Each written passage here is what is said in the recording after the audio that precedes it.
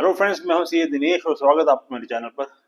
Equity market की volatility को देखते हुए people are looking for some safe investment options and that's why they are turning towards commodities like gold and silver.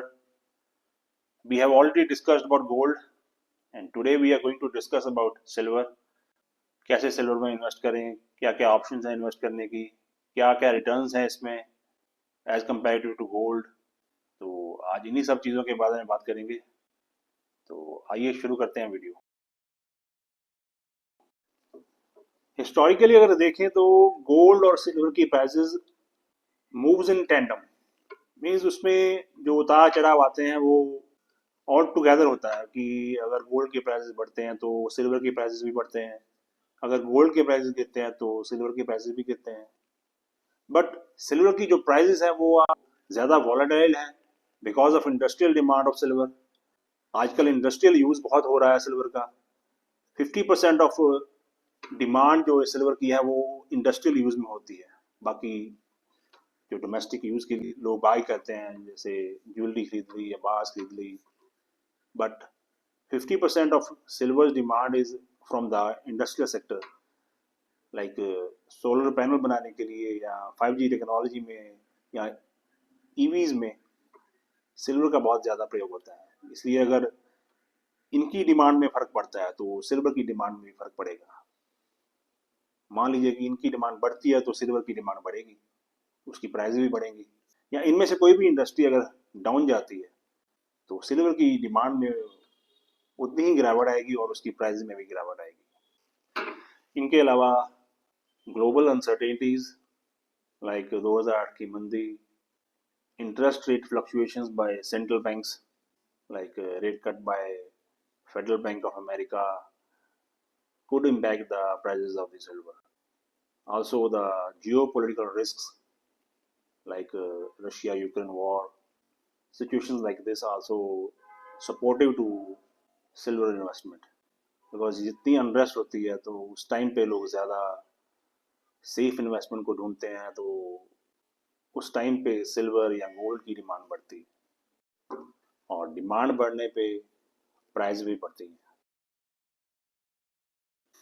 अगर returns की बात करें तो silver has provided 20% returns last year and 10 to 12% return in the current year, closely following the gold's performance. देखिए, last year gold has outperformed silver returns, means gold में आपको ज़्यादा returns देखने को मिले as compare to silver. But this year it is expected that silver is going to outpace the returns of the gold. Means इसमें ये अनुमान लगाया जा रहा है कि सिल्वर में इस साल ज़्यादा रिटर्न्स मिलेंगी as compare to gold, because of valuations अच्छी हैं as compare to gold. Valuations के साथ साथ इंडस्ट्रियल डिमांड भी अच्छी है, चाहे आप सोलर सेक्टर देख लो या ईवी सेक्टर देख लो या 5G टेक्नोलॉजी देख लो, इन सभी सेक्टर्स में सिल्वर की डिमांड बहुत अच्छी है। और चाइना की इकोनॉमिक रिकवरी, उसका भी इम्पैक्ट इसकी डिमांड पे पड़ेगा और उसका सीधा असर उसकी प्राइसेस पे पड़ेगा। According to data of last 26 years, silver has outperformed gold in 10 years out of 26 years. And when silver outperformed gold, it does so by a large amount. जब भी सिल्वर में इजाफा हुआ है, जब भी इसमें बढ़ोतरी हुई है, वो बड़े लार्ज अमाउंट से हुई है as compare to gold. During the recovery from 2008 financial crisis, gold increased 75% between the period of 2008 to 2011, while the silver surged 320%. Means silver में 320% की बढ़ोतरी हुई 2008 से 2011 के बीच में, जबकि गोल्ड में जो बढ़ोतरी थी वो 75% थी। इसी तरह 2009 में गोल्ड 20% बढ़ा, जबकि सिल्वर 41% बढ़ा, और 2010 में सिल्वर 75% बढ़ा जबकि गोल्ड 25% बढ़ा। इससे आप अंदाज़ा लगा सकते हो कि जब सिल्वर आउट परफॉर्म करता है गोल्ड को तो काफ़ी बड़े मार्जिन के साथ आउट परफॉर्म करता है। लगातार 4 साल सिल्वर की सप्लाई उसकी डिमांड से कम रही। Silver producing countries like Peru, Chile and Mexico, इन देशों में लेबर स्ट्राइक्स और गवर्नमेंट की पॉलिसी चेंजेस की वजह से इसका सीधा असर उसकी सप्लाई पर पड़ा। सप्लाई उतनी नहीं हो पाई जितनी डिमांड थी, जिसका सीधा असर उसकी प्राइजेस पर पड़ा। प्राइजेस बढ़ गई। सिल्वर में इन्वेस्टमेंट आप कैसे कर सकते हो? एक तो फिजिकल फॉर्म में सिल्वर बाई करके, ज्वेलरी बाई कर ली या बार्स बाई कर ले, या दूसरा ईटीएफ्स हैं मार्केट में, किसी भी ब्रोकर के पास आप जाके ईटीएफ बाई कर सकते हो। उसकी प्राइजेस में जो उतार चढ़ाव होता है वो similar to the prices of physical silver. मान लीजिए मार्केट में सिल्वर की प्राइजेस आज 2% बढ़ गई, तो ईटीएफ की प्राइजेस भी उसी तरह से इंक्रीज करेंगी। रिस्क क्या क्या है सिल्वर में इन्वेस्ट करने के? एक तो प्राइस वॉलेटिलिटी।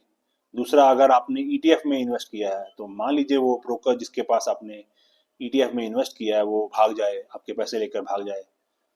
देखिए, सिल्वर भी गोल्ड की तरह ही उन इन्वेस्टर्स के लिए एक अच्छी ऑप्शन है जो एक सेफ इन्वेस्टमेंट ऑप्शन ढूंढते हैं। मीन्स जो कि रिस्क नहीं लेना चाहते, ज़्यादा रिटर्न्स के पीछे नहीं भागते। बिकॉज सिल्वर जो है, it can not create wealth for you. ये आपकी इन्वेस्टमेंट को धीरे धीरे बढ़ाएगा। इक्विटी की तरह इसमें रिटर्न्स मिलना मुश्किल है, काफ़ी मुश्किल है। अगर आपको वेल्थ क्रिएट करनी है तो silver is not the best option for you. तो आप इक्विटी में जाए या म्यूचुअल फंड्स में जाए, वही सही रहेगा। लेकिन जो इन्वेस्टर्स सेफ इन्वेस्टमेंट का जरिया ढूंढते हैं, जो अपनी कैपिटल बचाना चाहते हैं, वो सिल्वर में या गोल्ड में इन्वेस्ट कर सकते हैं। और आखिर में यही कहूँगा कि while silver presents strong growth potential, but its volatility remains a key consideration for investors. At the current valuations, silver is more attractive than the gold as an investment.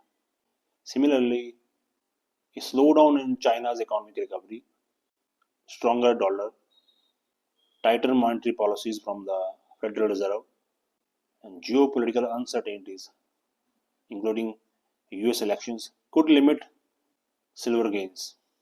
तो इन सब चीज़ों को ध्यान में रखते हुए आप इसमें इन्वेस्टमेंट करने का कोई डिसीजन लें। बिकॉज सिल्वर में जो वॉलेटिलिटी है वो ज़्यादा है एज़ कम्पेयर टू गोल्ड।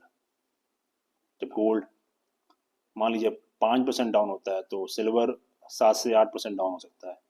और जब इसमें गेंस होते हैं गोल्ड में तो सिल्वर जो है शार्पली इंक्रीज करता है एज कम्पेयर टू गोल्ड।